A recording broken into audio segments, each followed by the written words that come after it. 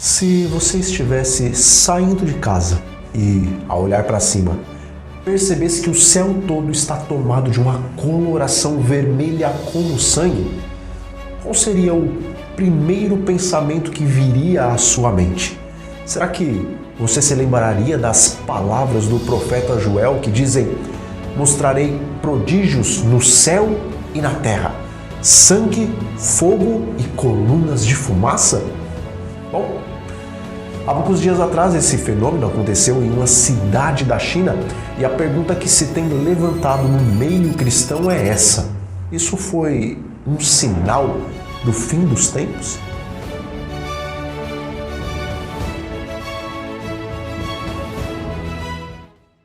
Olá, meus amigos e meus irmãos em Cristo, vocês estão no canal Retorno da Glória e o meu desejo e também a minha oração é que o Espírito Santo fale aos seus corações através desse vídeo. Amém?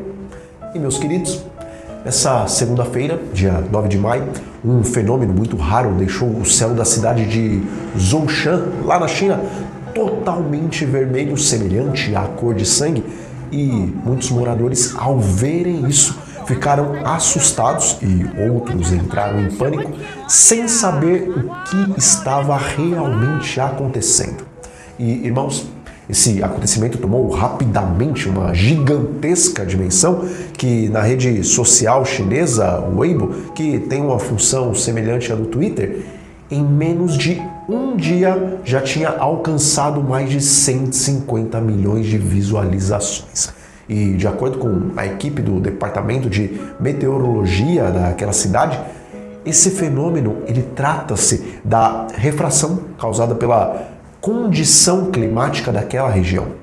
E no momento em que o fato aconteceu, estava chovendo e também chuviscando em algumas partes da cidade, e isso pode ter causado o reflexo da luz nas nuvens de baixo nível. E conforme os especialistas, quando tem mais água na atmosfera, ocorre a formação de aerossóis que refratam e também espelham a luz das embarcações e que dão esse aspecto vermelho sangue no céu.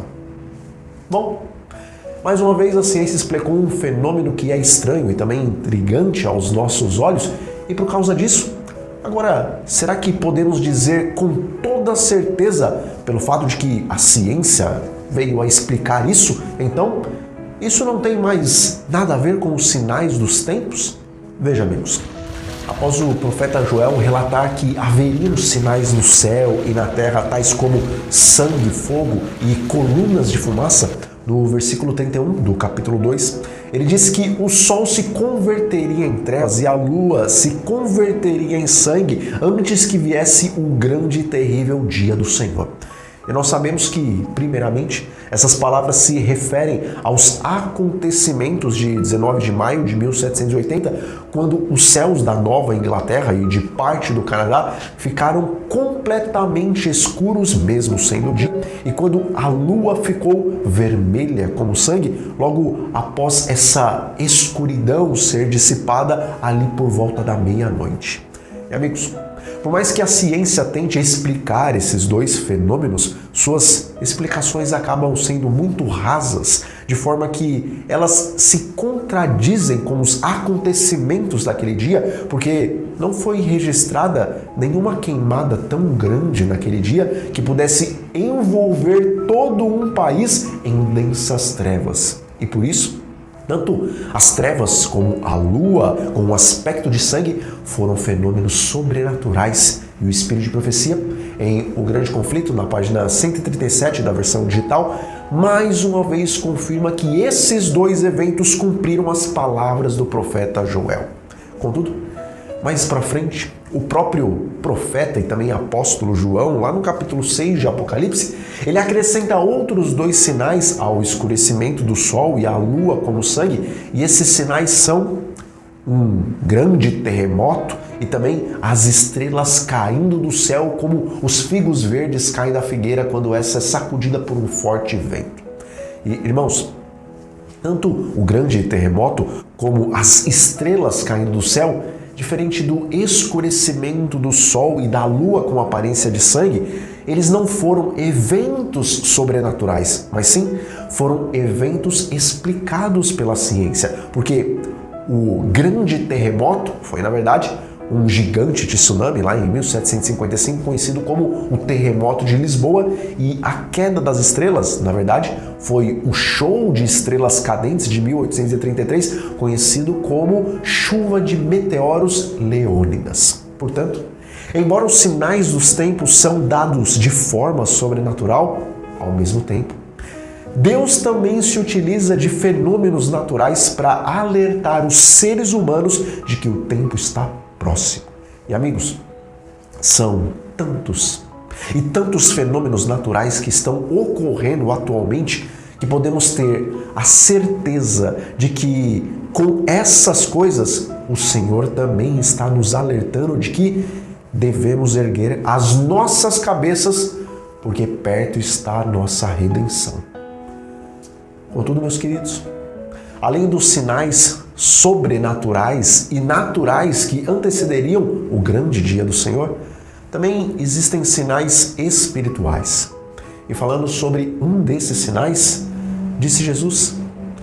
e por se multiplicar a maldade, o amor se esfriará de quase todos. Mateus 24, versículo 12. Veja, muitas vezes costumamos ler esse versículo e dizer que realmente o tempo está próximo, porque o amor do mundo esfriou e está praticamente esgotado. Contudo, no contexto dessa afirmação, Jesus estava advertindo a igreja e não o mundo. Portanto, quando o Senhor diz que o amor de quase todos se esfriaria, primeiramente ele não estava falando sobre o mundo, mas sim ele estava apontando para a triste situação que a igreja em Laodiceia passaria antes de ver Jesus voltar nas nuvens do céu, e isso aconteceria pelo fato de que a iniquidade ter se multiplicado de tal maneira e afetado o povo de Deus, que o amor de quase todos os que compõem o movimento remanescente esfriaria, porque em vez de estarem cheios do Espírito Santo, a igreja estaria cheia das mesmas preocupações e ambições dos mundanos. E, irmãos,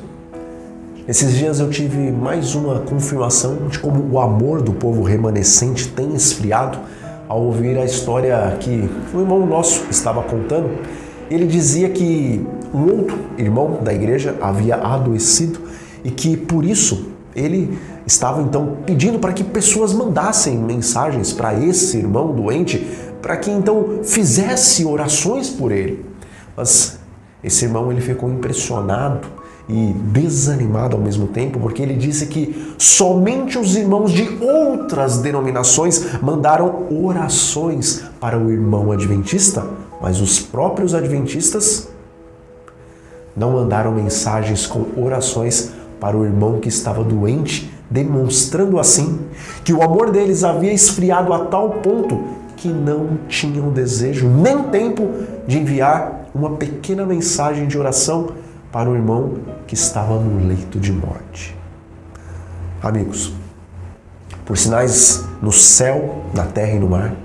por sinais naturais e sobrenaturais e pela falta de amor que se alastra entre os que conhecem a verdade presente, podemos ter a certeza de que perto está a nossa redenção.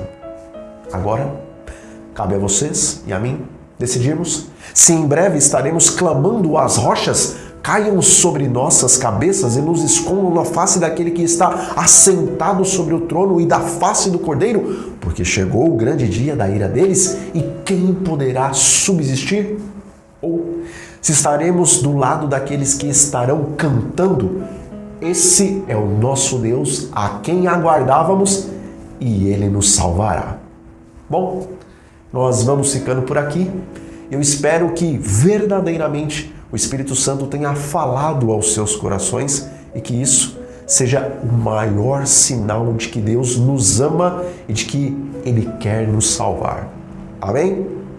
E, meus irmãos, todos aqueles que desejarem, deixem os seus pedidos de oração aí nos comentários para que possamos orar por eles, ok? Então,